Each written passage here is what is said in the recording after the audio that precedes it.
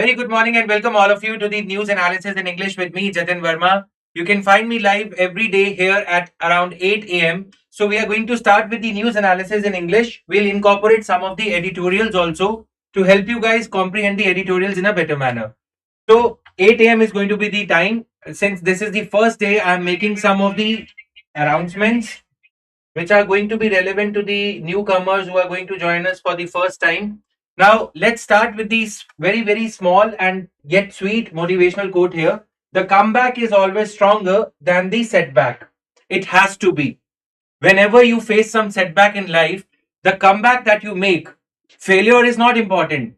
Everybody fails in life, but the comeback that you make after the failure has to be more aggressive, has to be more vigorous than the setback. So, understand this quote and understand the reason behind it, the rationale behind it, that every time you fail you have to make a stronger comeback, right? Be it in terms of daily targets that you make, be it in terms of your prelims or any exam that you've written in the past. Setbacks are going to be there, they need to be taken as milestones. Let's begin with the news analysis for the day. We are going to deal with these topics in a very, very comprehensive manner. I'm going to give you the backgrounder as well as to what was happening in the past, what is the way forward. All those things will be taken care of. Now, here, data rules to be rolled out by mid 2025. Ministry of Electronics and Information and Technology Minister has said that we have created the Digital Personal Data Protection Act, DPDP Act, but the rules have not been enacted. Why rules are important? We are going to deal with that aspect also. Sri Krishna Committee, data privacy law, all those aspects will be taken care of. Then simultaneous elections, as many of you must already be knowing that on the simultaneous elections topic, UPSC had asked the question in the prelims as well as mains in the last few years. In the previous mains also, 2024 mains also, there was a question on simultaneous elections. So this topic is going to be important for next 2 to 3 years insofar as UPSC GS mains paper 2 is concerned, right? Polity and governance section is concerned. I hope I am audible to everybody here. Please let me know whatever doubts you face. I'm here to help you only, right? Whatever topic you are not able to understand, if you face any problem in any topic that I am explaining, I'm watching your comments also side by side. We have incorporated some of the UPSC previous year questions also, both prelims as well as mains. Now, Supreme Court has reprimanded, or Supreme Court has slammed the government for not appointing the information commissioners. Again, GS mains paper 2, polity and governance. I'll be dealing with this topic in a very, very lucid manner, giving you the full background of this topic again.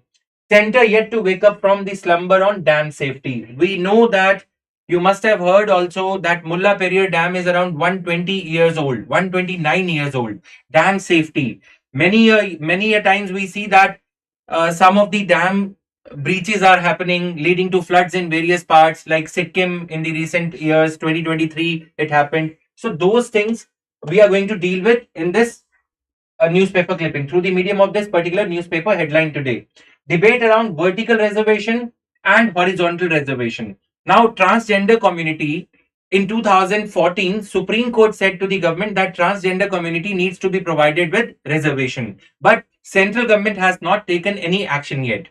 This is the background of it. Now, what is the difference between vertical and horizontal reservation? Through the medium of this news article today, we are going to analyze the difference. This will be helpful for you for prelims as well as mains, right? The difference, vertical reservation as well as horizontal. Now, India ready to help Maldives in its defense preparedness.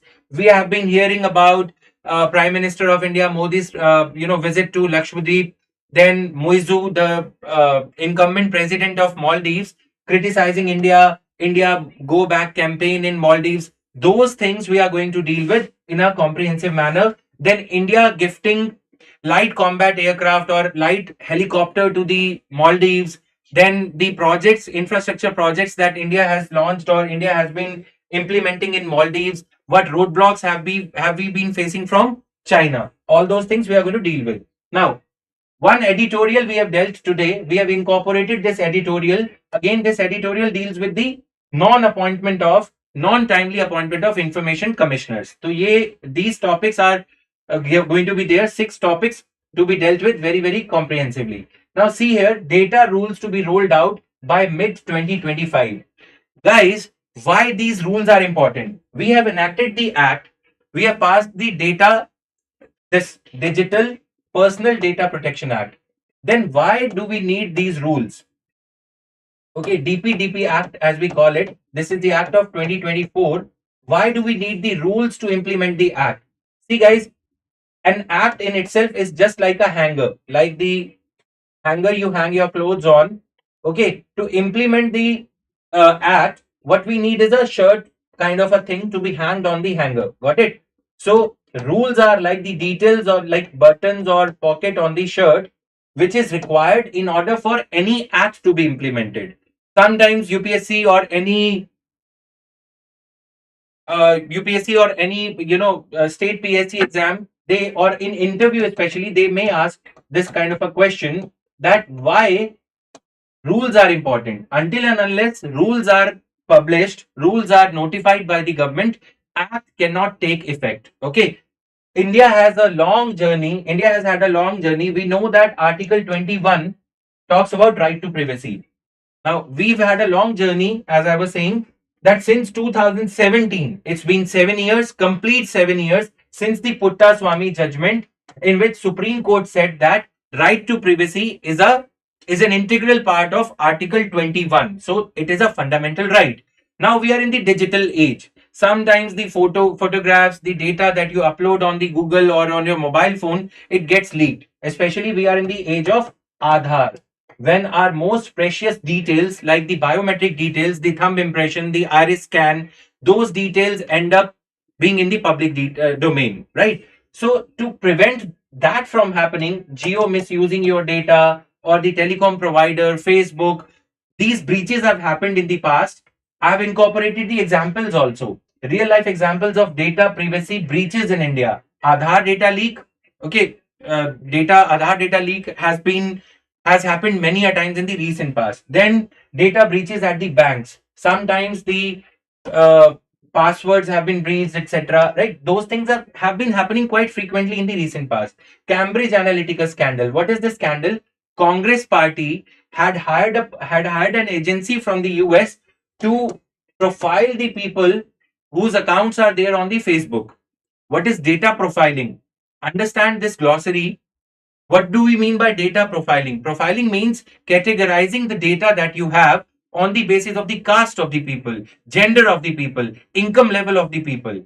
For example, if a political party gets to know how many Muslims are there in a particular area, how many of them are going to vote, or how many of them have voted in the previous election, they can use it to their advantage by offering some freebies to that particular section of the population. This is called data profiling. Got it? Thank you so much. This is the apt example of data profiling. Now, political parties, just to win the election, they are hiring the outside agencies like Cambridge Analytica to run their ad campaigns in a manner that proper set of population is targeted for election campaign. Got it? Now, telecom data leaks, telecom, conversations or WhatsApp, etc. That data is being used to run the marketing campaigns of companies like Zomato, any company for that matter, right? The chats that you have with your peers or with your loved ones, they are also being profiled. To prevent this from happening, India enacted its Data Protection Act, Digital Personal Data Protection Act 2024. Okay, now the journey has been this way. Supreme Court in 2017 gave this Putta Swami judgment. The name of the judgment, the person who filed the petition becomes important here because it is considered to be a landmark judgment. What do we mean by landmark judgment? Landmark judgment means any judgment which has set the course of future set of actions. Okay, it has led to many judgments of the Supreme Court being interpreted all over again, being filed, being challenged all over again. For example, after this Putta Swami judgment, we came up with the euthanasia, petition being filed in the court. We came up with the Aadhaar being challenged in the court. So the entire course has changed after this landmark judgment of the Supreme Court in 2017. Got it? Anybody, any doubt? My endeavor would be to make this class as engaging as possible. Okay, so your doubts, your questions, your inputs are wholeheartedly welcomed over here. Okay, feel free. These news articles are from the Hindu for today, but we will incorporate all the important news articles. Let me demystify, let me debunk some of the myths that you have around the newspaper analysis. Is reading Hindu important or is reading Indian Express important? My dear students, we during our times of preparation have also faced these type of questions. Have also put these type of questions to our teachers. See, what is important is to cover the news article in a thematic manner, in a holistic manner. Any news, for that matter, will appear in Indian Express, The Hindu, Live Mint, Punjab Kesari, Amar Ujala, even if Hindi medium or English medium. The point that I'm trying to say is every news bureau covers the articles, covers the important news articles. I mean, sooner or later, every newspaper will cover that. Okay, so don't worry about reading. What matters is the difference in the editorials. Some of the editorials might appear later in the Hindu or in the Indian Express, but every important piece of information will be covered. Now, what is the advantage of reading or following my news analysis or any news analysis? We as news analysts, we take care of the fact that every information, every piece of information, every piece of analysis that is required for the purpose of your examination is taken care of. Now, some analysts might be covering that on 8th of January or 7th of January. Some would be covering it on 13th of January, maybe. Okay. So you have to rely on something in order for you to reach your destination. That's the point here. Don't worry too much about the resources. Got it? If you start following Indian Express, somebody would say Hindu is better. If you start following Hindu, somebody would say Live Mint is better. What is important is what is the theme? What is the news article? What is the syllabus topic that it is catering to? How holistically are you covering it? And most importantly, how much of it are you able to take to the examination hall? What are you able to retain? Got it? Worry more about your revision, not about ye cover, this has not been covered or that has not been covered. Okay. Sometimes I might uh, slip into Hindi, but I'll bounce back. I mean, I'll come back to English only because that is the mother tongue. Now, Digital Personal Data Protection Act enacted. Why are the rules required now? As I had explained you, that rules are required in order for law to be fully implemented. Rules contain the details. Okay, and as we all say, we come across this line that the devil lies in the details. Until and unless the rules are implemented, the law is not going to take full effect. Got it? Now, real life examples, these are there. Digital Personal Data Protection Act. Why is it needed? Because data breaches, data leakages are happening quite often these days. The data is the new currency. Okay, if you get to know about my data, if somebody gets to know that how frequently I visit restaurants, they would start sending me the messages from McDonald's or Burger King or any other restaurant chain for that matter. If they get to know that I'm going to get the salary on first of the month, okay, then they would start sending me the messages around first of the month for shopping. Got it? So this is my data breach. Consciously or unconsciously, I would end up taking those decisions which I may not have taken on the basis of the SMS campaigns or advertisements that are being sent to me, the push notifications that are being sent to me. Got it? Now, as per Union Ministry of Electronics and Information Technology, the government is aiming to notify and begin implementing the Data Protection Rules 2025, currently in the draft state. Now, consultation is going on. After the consultation with the public, with the research agencies, with the consultancies, they will implement it. Got it? Now, law has been drafted in a way to ensure the functioning and autonomy of the Personal Data Protection Board. Now, my dear students, Personal Data Protection Board, you have to jot it down. You have to note it down. What important institutions have been created under the Act? Okay, what important institutions have been created? Data Protection Board has been created so as to take care of the implementation of the Act. This Act would be implemented in digital nature. The same approach has been followed in at least one other institution, the Grievance Appellate Community. Now, I've incorporated one more flowchart here for your convenience. See, data principle. Yesterday, I had promised you while the launch of our English medium channel that we will be explaining every important term. Okay, who is a data principle? You as the source of data, you as the generator of the information, you are the data principle. I am the data principle when I create a Facebook account and I share my personal information. I am the data principle when I am installing WhatsApp and having some chat with somebody, okay, and my family member, my friends, or anybody for that matter. So the person from whom the information gets generated, who is the starting point of the information, is data principle. Okay, another term I've incorporated here, the glossary section. You would see data principle. We have covered this. Data fiduciary. Now, who is a data fiduciary? You visit a doctor, you share your personal details with the doctor. What ailments are you suffering from? What disease are you suffering from? Okay. Now, that person who holds your data in his fiduciary capacity, professional capacity, that data does not belong to him, but he is holding the data, he is the repositor of that data only insofar as his personal duties are concerned. For example, if a student comes to me and tells me that he is weak in English, am I supposed to, or am I right to share those details, the details of that person in the public domain, naming him? Let's say Shubha is here. If Shubha says that she is weak in English, or she has not been able to clear prelims thrice, for example only, don't get offended. Okay, so can I name Shubha publicly and defame her? No, because I am holding her private information in my fiduciary capacity as a teacher. Got it? Now, if chartered accountant gets to know my income, he's not supposed to share it in the public domain. Okay, data fiduciary means if some Facebook account, if Facebook as a platform is there, what purchases am I making? Or what information am I having on the Facebook Messenger? It cannot share or process that information for the benefit of some third party or for the benefit of the Facebook itself. Got it? So, Data Protection Act regulates data fiduciaries also. Data processing means profiling data, collating data on the basis of gender, on the basis of age, on the basis of caste, on the basis of community. Okay, Hindu, Muslim, Sikh, Isai, then maybe selling that data to a political party for electoral benefits.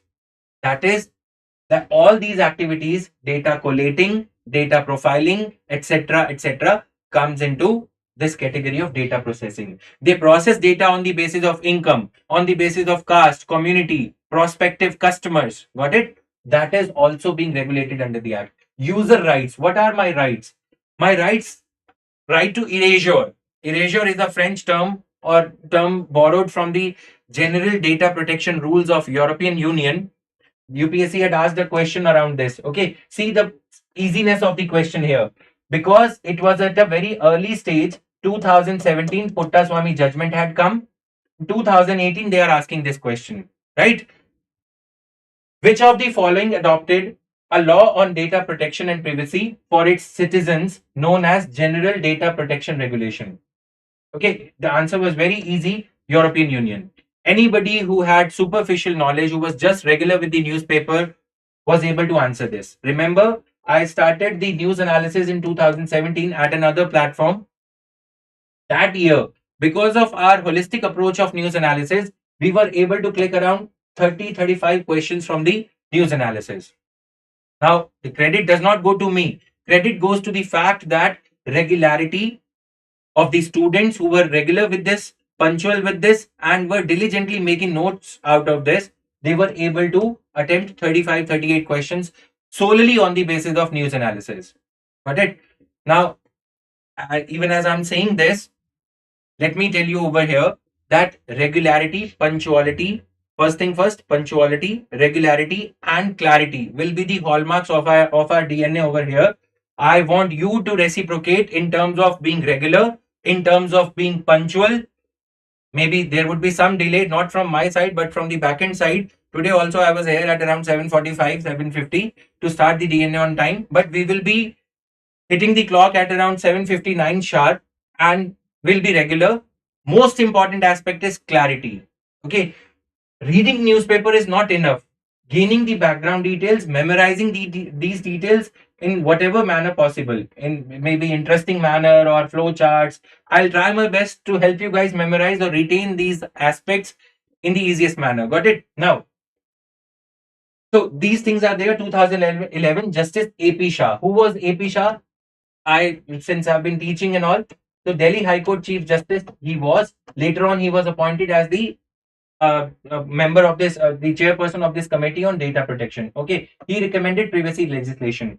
He was the chairperson of Law Commission also. Okay, India's National Law Commission. Then Supreme Court Justice K.S. Puttaswamy judgment, 2017 judgment.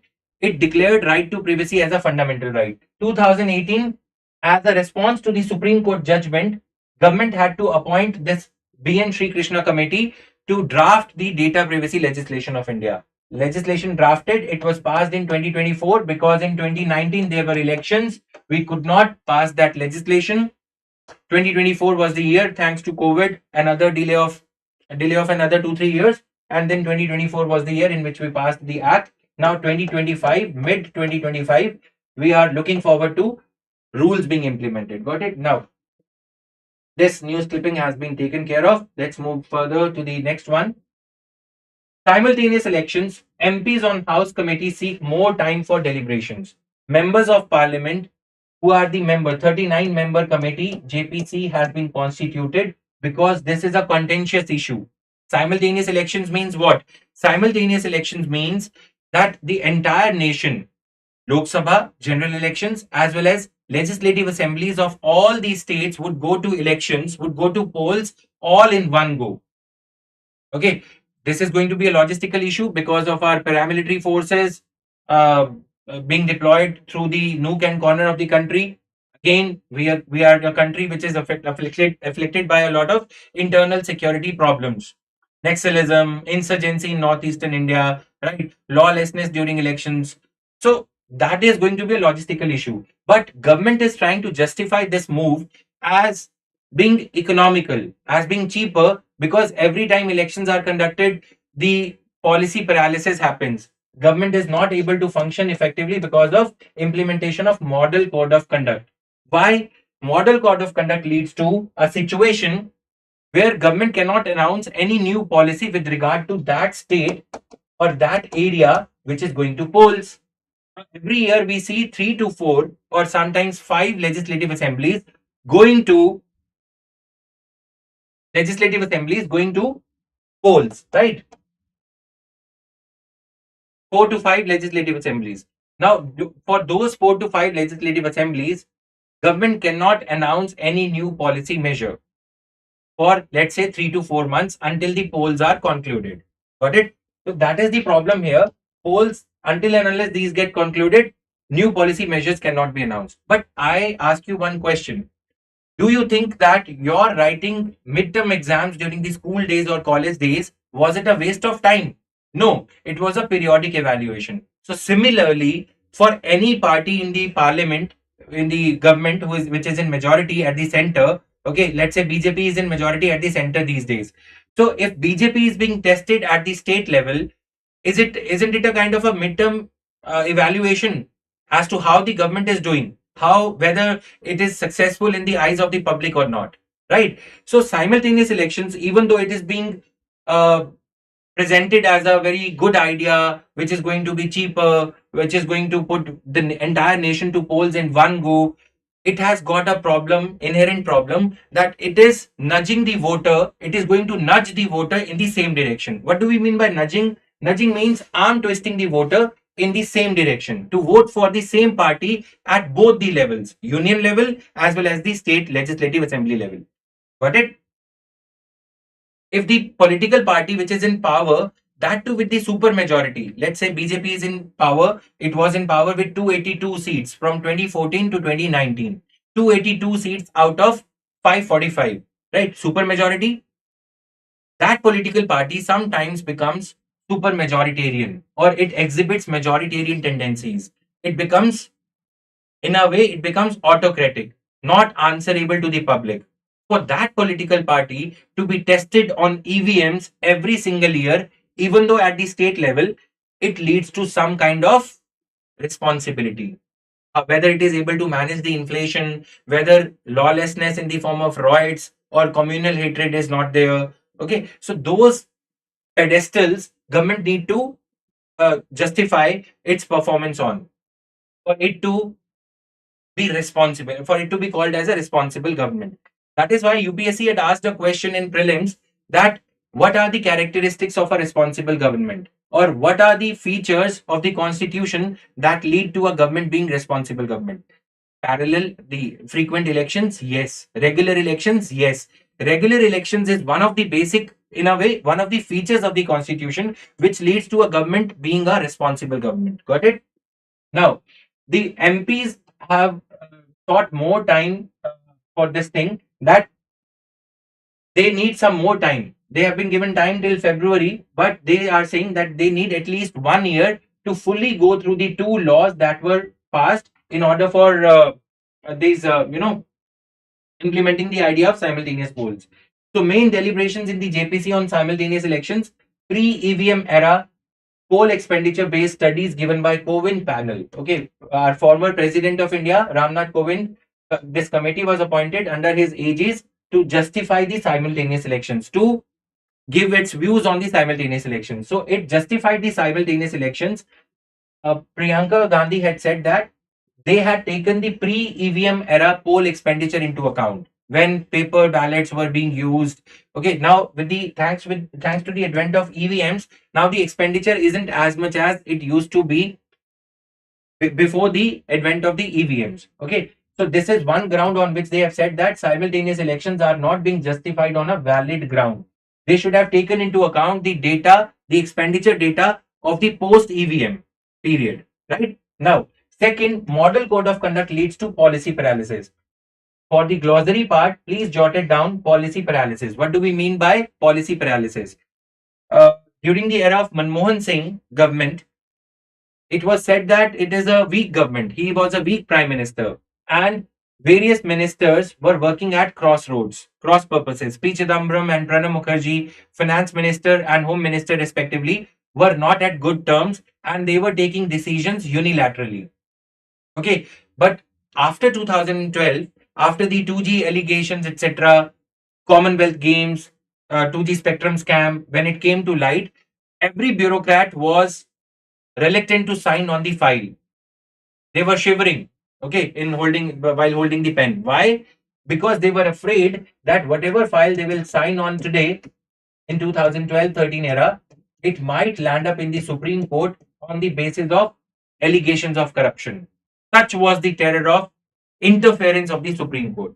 Okay, so policy paralysis means when policy is paralyzed, like human beings get paralyzed because of lack of supply of blood or the brain signals to that part of the body. Okay, because of lack of courage on the part of bureaucrats, or because of the fear of the Supreme Court intervention, CBI knocking at the doors of the bureaucrats, they were not signing on the papers. So same thing happens during the uh, election, the model code of conduct also. They are not supposed to sign on the file. They are not supposed to take any policy decision. Reason being that during the model code of conduct, to appease the electorate of that area, the government might come up with some subsidy scheme for women of that area, or hunar scheme for the Muslims of a particular area, so as to appease them. This is called as vote bank politics. That vote bank politics might lead to a situation where, for momentary appeasement, you are giving chocolates to the people and then getting their votes in return. Got it? So this will create a non-level playing field for incumbent party, between incumbent party and the opposition party. For example, if Congress is not in power, BJP is in power, BJP will give freebies, Aam Aadmi Party will give freebies if it is in power, and they will get votes in return, to the disadvantage of the party in opposition. Okay, so this will lead to pro incumbency mileage advantage. Got it? Now, political parties question the efficacy of the legislation in a multi party polity. They are saying that this simultaneous election used could have been a good idea during one party dominance. But we have multiple parties: Samajwadi Party, Aam Aadmi Party, Congress Party, Telugu Desham Party, regional parties are there. Okay, when regional parties are there, You cannot say that, you cannot make a rule that if a state government falls in a state in 3 years, 5 year tenure, after 3 years, if a political party falls, if the government made by a political party falls in the state level, what is going to happen? Midterm polls, right? Now, the government elected out of the midterm polls on the basis of the midterm polls should continue for the full term of 5 years. No, but the new law, if implemented, it says that the new government would survive or continue in office only for the remainder term. 5, 3 they have already completed. New government will continue only for 2 years. Isn't it a disrespect to the mandate given by the voters? Mandate means we as the sovereigns, we as the real source of power have given the power to the public representatives, MLAs, to govern us for next 5 years. But our mandate is being curtailed to the remainder term out of 5 years. If the government falls after 2.5 years, then the new government will survive for just 2.5 years, remainder of the term. Okay, so these are the grounds on which the Joint Parliamentary Committee has sought some more time to deliberate on the new bills that were passed by the government. Okay, that were introduced in the parliament and passed by the a good number of votes. Okay, so Constitution 129th Amendment Bill 2024 seeks to introduce Article 82A. Please note it down. Article 82A and Article 83 and 172 to address the midterm elections that may be necessitated. So, midterm elections could be necessitated in the state legislative assemblies so as to make their term coterminous and synchronous with the term of the Lok Sabha. Got it? This idea would have been a good idea during the Congress majority rule. Okay. See, what happens during these years is incurring huge expenditure on social media, on print media, political party creates a wave. Okay, say in Hindi we say that a leher has been created. Party ki leher chal padi. Party wave has been created. That wave phenomena benefits a particular set of voter political party. Okay, party in power mainly. So that party in power is able to repeat its victory not only in the Lok Sabha but also in the legislative assemblies, which are going to polls in the same year, thanks to the Big Bang theory, Big Bang effect of advertisements that are or marketing kind of a campaign that is built around a particular personality. Dr. B.R. Ambedkar had warned us, our nascent democracy, of three evils: hero worshipping, okay, casteism, not falling prey to casteism, right? So those kind of dangers that he warned us against are happening again in a reinvigorated, in a renewed format around social media campaigns, etc. Hero worshipping, cult, charismatic personality is coming to play again. We saw the same thing happening in the Indira Gandhi era also. Then we tasted the pitfalls of that time, emergency being implemented. Okay, so these things are there. Yeah, I'm just feeling a little thirsty. Just allow me a minute to take a sip of water. Anybody, any doubts?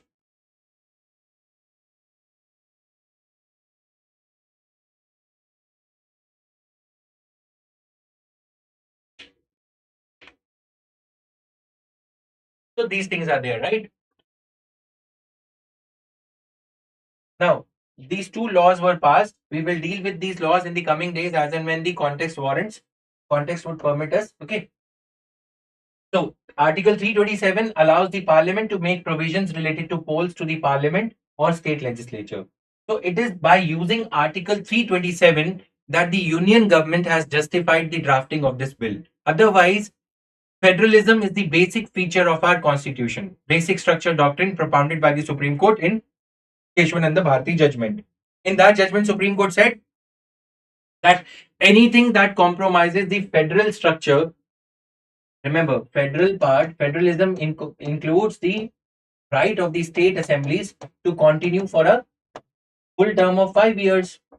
Okay, the basic feature, federalism inherently includes the right of the state legislative assemblies duly elected by the people of that state to continue in office for 5 years.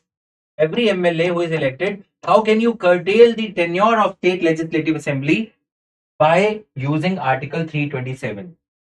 Okay, this could well be challenged in the Supreme Court also, that by using this, you cannot override the basic structure doctrine propounded by the Supreme Court. Well, let's see. It will be preemptive to judge on these bases.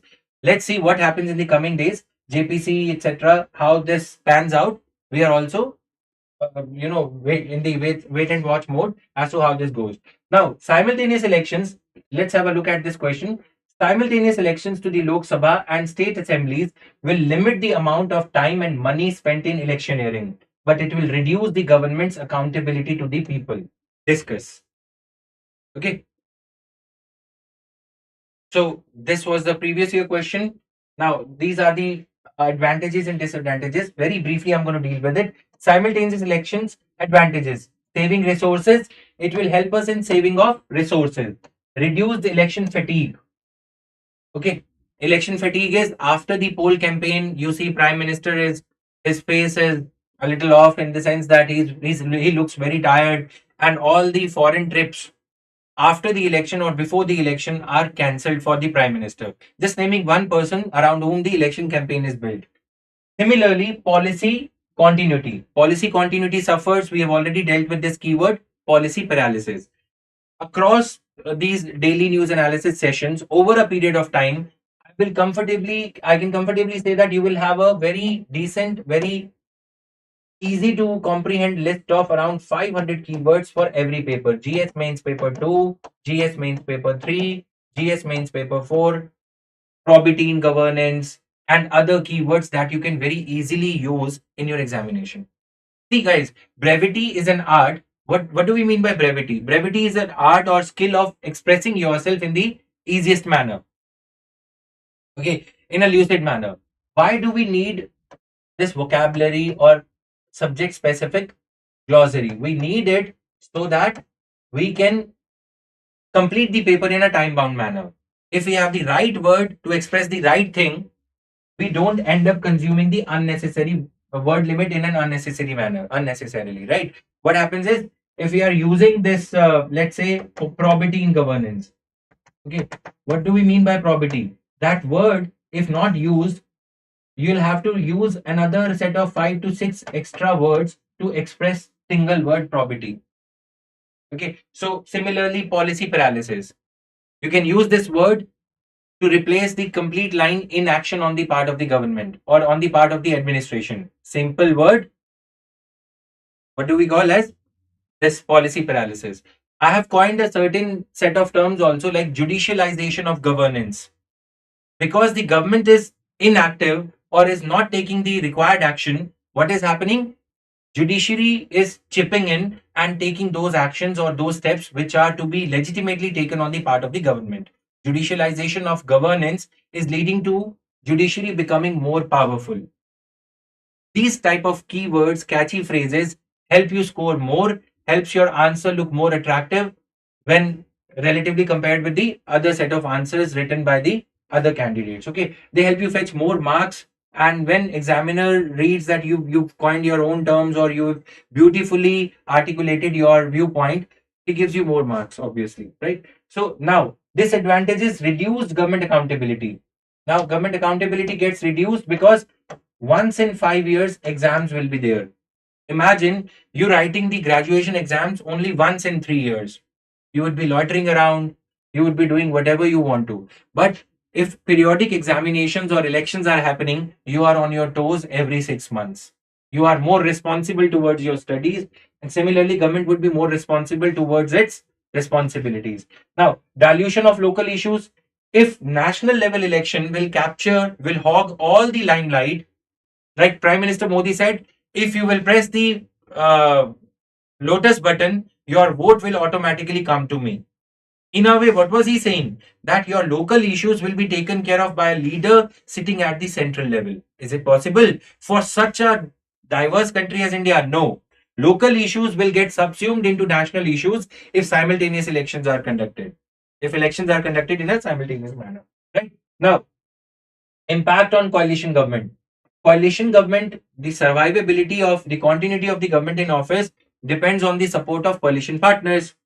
If coalition partners are not getting due attention, if the local issues are not getting due attention, then the very survival of the national level political party might also suffer. Okay. Then constitutional challenges. As I said, how can you use Article 327 to override federal issues? Okay. So these are the issues. Now moving to the next topic, Supreme Court slams delays in the appointment of information commissions. Now, delays. Supreme Court has criticized the delay by both the center and states in appointing information commissioners. See, guys, why do we need information commissioners? Right to information. If I am not getting my exam result on time, I can file an RTI application. Okay. If that RTI application is not replied to on time, I can approach information commissioners. So, information commissioners are the institutional mechanism to get the RTI Act implemented in the right earnest, in the right manner. Okay. So, if in the institutional mechanism the seats are lying vacant, how can you ensure the implementation of RTI Act? Okay. So, I have drawn this diagram or flow chart, fulcrum of transparency in India or in other countries. Transparency means how the government is performing, how the government is performing the duties that it is elected for, right? So here, fulcrum, you see, RTI Act is one thing. It just gives us the information.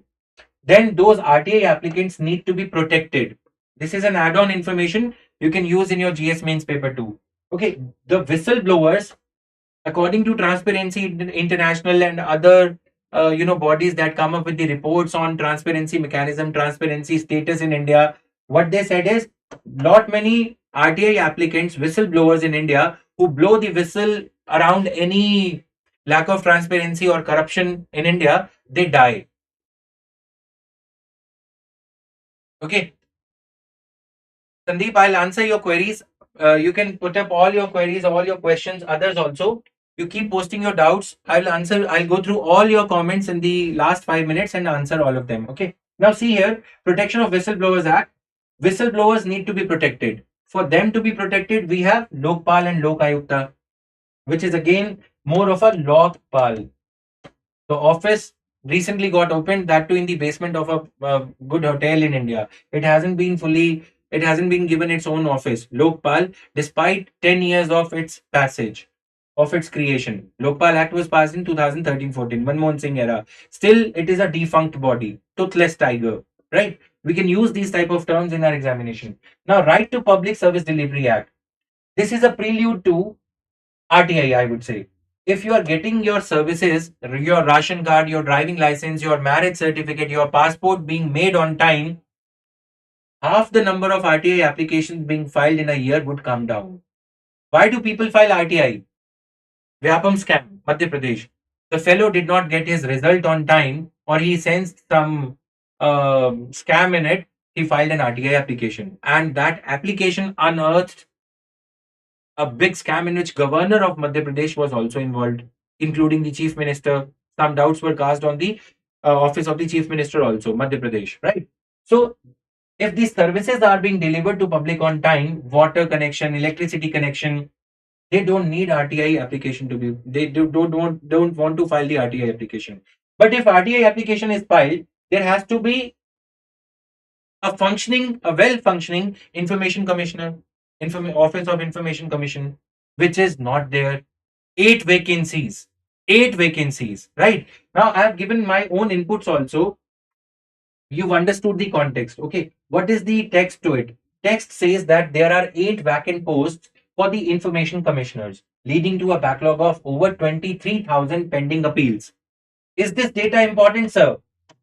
Do we need to memorize this data? Yes, to substantiate your viewpoint, to substantiate the stand you are taking in the exam, you need this data. Fodder material, as we call it. Okay, you can follow PW Only IS magazine to go through this data. Then, leading to a backlog of these cases, appeals from citizens seeking information. Non-appointment of information commissioners is leading to choking of RTI machinery altogether. Got it? Now, several state commissioners have been defunct since 2020, not to talk of state commissions at all. This is the state of affairs at Central Information Commission, where 10 members are there. Out of 10, only 2 are there. Got it? Out of 10, only 2 are there. rest of the vacancies are lying vacant. I have suggestions also.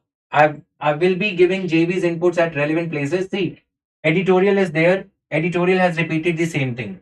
So one doubt goes away. Let me answer one doubt. Is it necessary to read every news article when you are covering editorials? No. Every article, this is the news piece of information of yesterday's news articles, 8th of January. Now it has been converted, it has been fairly dealt with through the medium of an editorial by the Hindu news, this editorial team, right? The small editorials that appear in the newspaper. Now, I have given my inputs how to make information commissions functional, how to implement RTI in the right earnest. RTI has been declared as a fundamental right under Article 19, Clause 1, Subclause A. Right? Without Supreme Court in one of its verdicts had said information is the oxygen for democracy. Understand the gravity of the statement here. Without oxygen, you cannot survive. Without oxygen of information, democracy will fail if the citizens are not empowered with the information. Now, here comes in the role of RTI. That is why RTI was given the status of fundamental right. It was read into the Article 19, Clause 1, Subclause A. Okay, right to freedom of speech and expression. How can you express yourself? How can you say anything until and unless you have the facts to corroborate what you are saying? That is why this data, 23,000 vacancy, these pendency backlog becomes important for you to substantiate, right? Now, let us see how can we make information commissions a well-functioning body. Expenditure of information commissions should be declared as charged expenditure. Like we have declared the expenditure of very many constitutional bodies like UPSC, charged expenditure. That means there would be no questioning of the expenditure. Questioning will be there, but there would be no curtailment of the expenditure by information commissions. Then we need to give constitutional status to information commissions so that the governments of the day, any government of the day of any hue and color, maybe Congress, BJP, saffron, blue, white, anything, they are not able to curtail or clip the wings of information commission's independence. Clipping of the wings of regulatory bodies or bodies which are looking after the implementation of fundamental rights is the worst thing you could do to democracy or rule based culture, right? Now, no interregnum in the office of CIC. So, what do I mean over here? Like in the office of president, for the office of president, the elections are conducted 6 months before.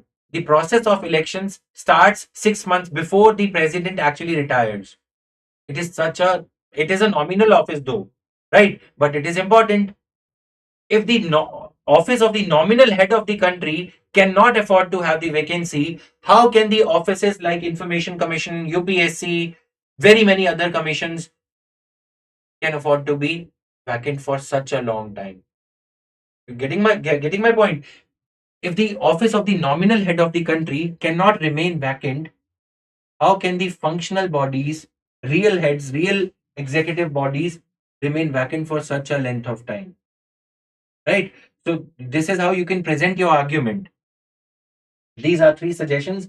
Somewhere in the news analysis, you will find them as JV's inputs, PPT, Word doc, etc. will be shared.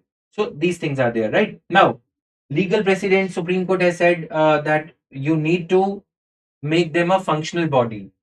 Justice Suryakant questioned the purpose of establishing transparency institutions if there are no personnel to enforce the law. The court expressed concern about the dominance of retired bureaucrats. Why only ex-bureaucrats are handpicked and chosen and appointed to these bodies?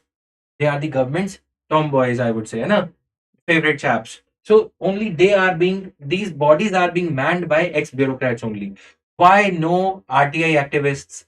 Why no members from civil society? There are very many good people who are doing good job. You should pick them up and appoint them. Okay, the eligibility criteria allows the people outside the bureaucracy to be appointed. And the worst part is that just retired bureaucrats are being rewarded with this appointment. There is no cooling off period requirement here. If you are appointing an ex bureaucrat, you should at least have a cooling off period of 1 to 2 years so that the message to the public at large should not be that he's being rewarded for the favors he did to the government while he was the secretary to the government of India. Got it? Now, legal precedents and court's orders. Despite the February 2019 Supreme Court judgment urging appointments from various fields, Supreme Court had given this judgment that in 2019 that appointments should be from various walks of life. People who are good in literature, science, public service, NGO, civil society, they should also be considered for appointment to Information Commission. But in vain, that judgment has been thrown to winds. Right? Now, these things are there. Now, moving further, this editorial, we have incorporated all the points of the editorial as we cover the news analysis for a few days. We'll be putting up a poll to you guys whether we should incorporate the editorials or not. Okay. My endeavor is that editorials should also be incorporated, even if we skip out on some of the news articles. Because sooner or later, all the news articles will lead to a phenomena, they feed into the editorial only, right? Every piece of information which becomes an issue worth the grain for UPSC will be dealt with by any newspaper through the medium of editorials. So editorials are more important. Now, no report of any unusual outbreak pattern of HMPV in China right now. WHO has said this so as to assuage the concerns around the HMPV virus, and our Indian CIDS has also said that no need for alarm. Okay, so even though this disease, human metapneumovirus, is not a new virus and there was no cause of alarm, the Clinical Infectious Diseases Society has stated that advancements in diagnostic technologies have improved the detection of HMPV. That is why the number of cases seems to be alarming, but it isn't as grave a situation as being presented out there. So WHO has also tried to assuage the concern. So is the CIDS doing in India. Now, topic again, this is going to be relevant for GS mains paper 3, health, etc. Okay, so I've just dealt with this news clipping as it is. We'll go into the depth of it in the coming days as and when the time warrants. There would be we would not be having many articles today. We had some good decent number of articles, other articles to be dealt with. Now, center yet to wake up from its slumber. From slumber means sleep over here, on the Dam Safety Act. Court was hearing pleas seeking lowering of permissible water levels at Mulla Periyar Dam. Now, see, these are the walls of Mulla Periyar. Water level, if we increase the water level, it puts more stress on the wall of the already, the dam which has already become very old. Putting more pressure on the walls might lead to breach in the dam. So that is why, as a knee-jerk reaction or as a time gap arrangement, what are we doing is we are trying to reduce the water level. This is just a band-aid solution to it. This is not a permanent solution. To find out the permanent solutions, we brought about Dam Safety Act in 2021. Okay, related constitutional article is 262. There are more articles to it. We will deal with them also in the coming days if this issue pans out. Now, these things are there. Why Supreme Court intervention now? Petitioner claims a breach at 129-year-old Mulla Periyar Dam.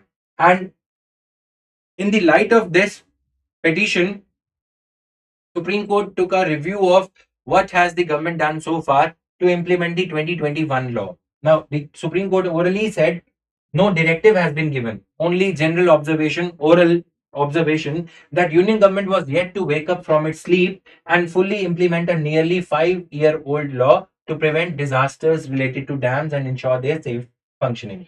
A three-judge bench said that Dam Safety Act of 2021 was existing on paper, merely on paper. No action has been taken. What was the action that was supposed to be taken? Right, let us have a look at that also. National Committee on Dam Safety was supposed to be constituted, which has not been constituted. Why so?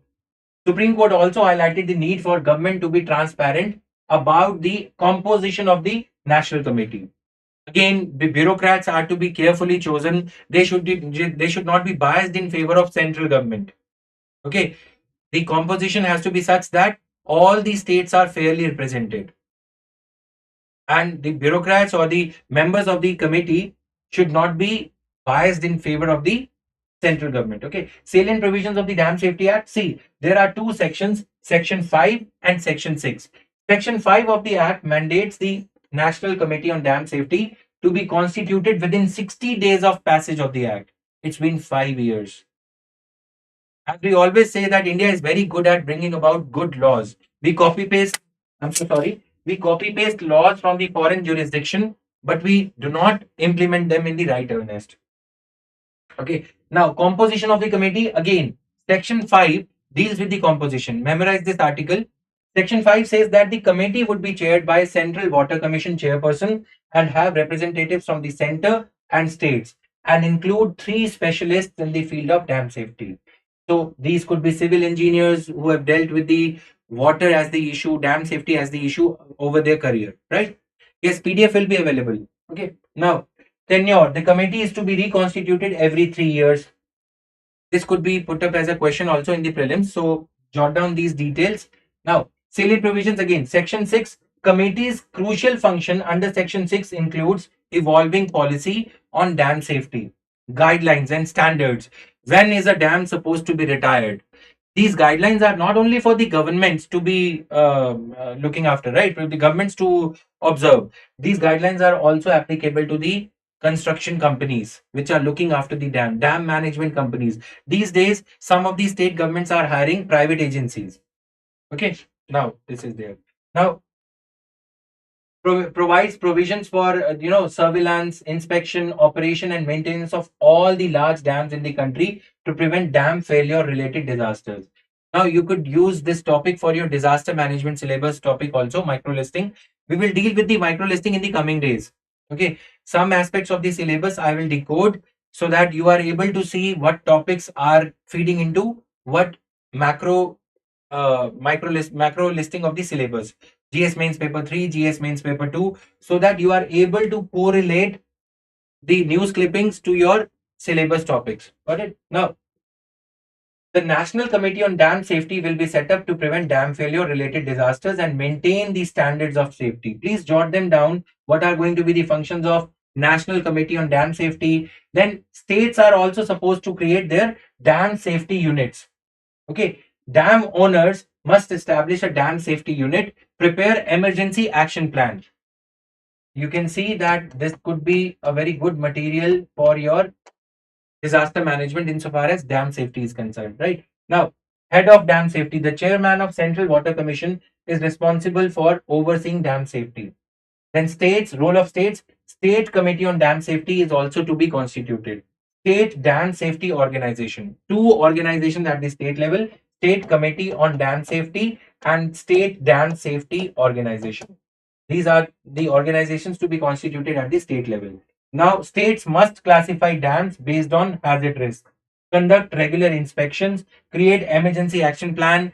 Emergency action plan means how to evacuate people in case of any dam breach.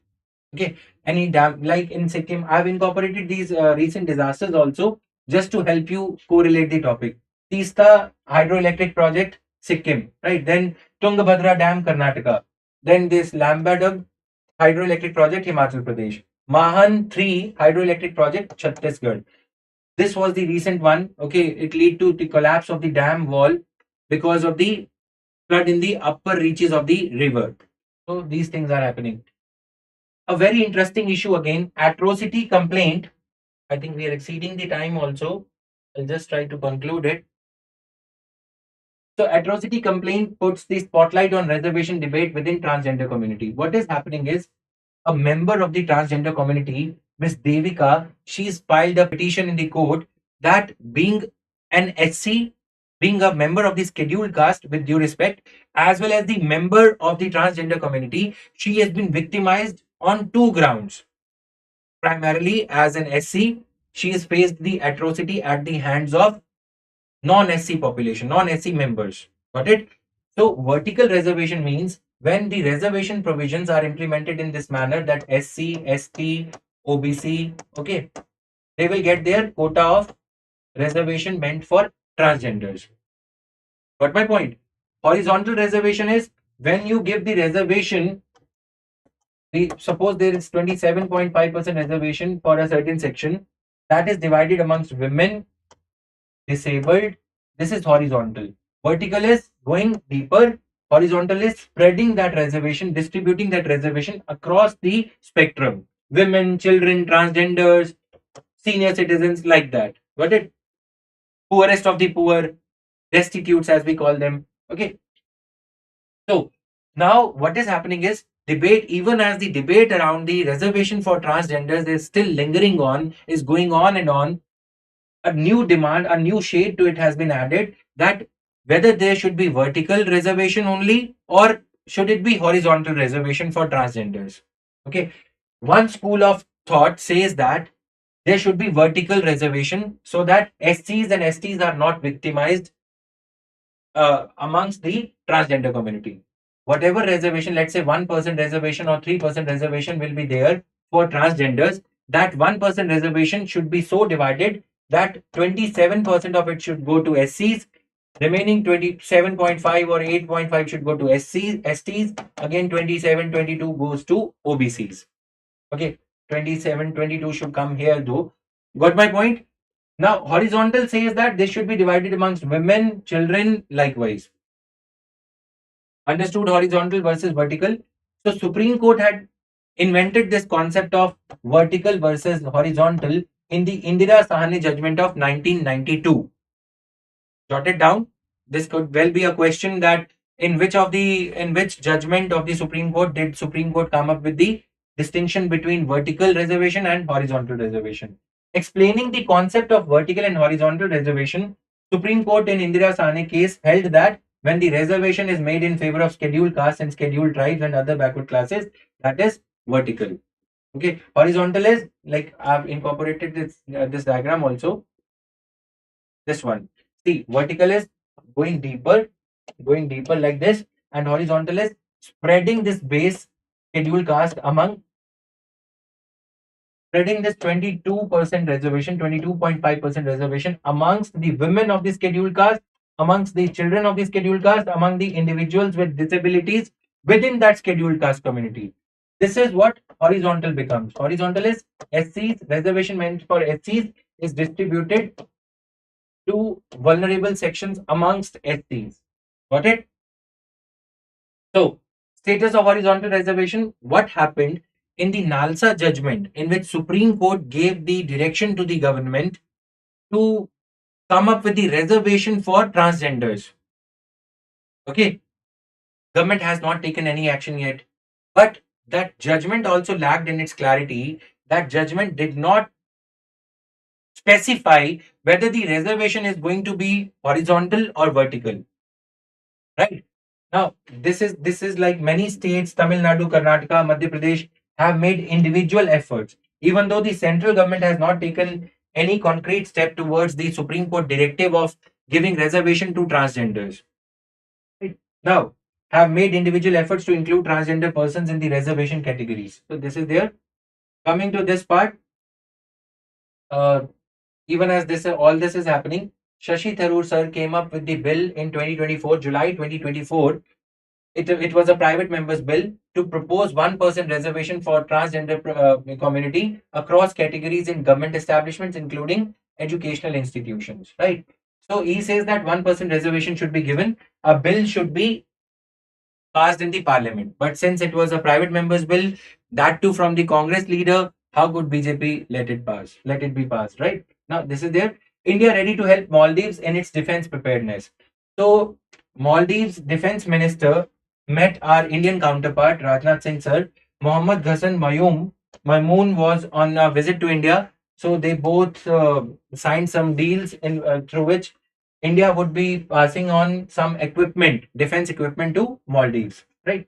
Now, India has handed over defense equipment and stores to the Maldives on the request of Maldivian government. Neighborhood first policy, it is a part of neighborhood first policy of India, Sagar, security and growth for all in the region.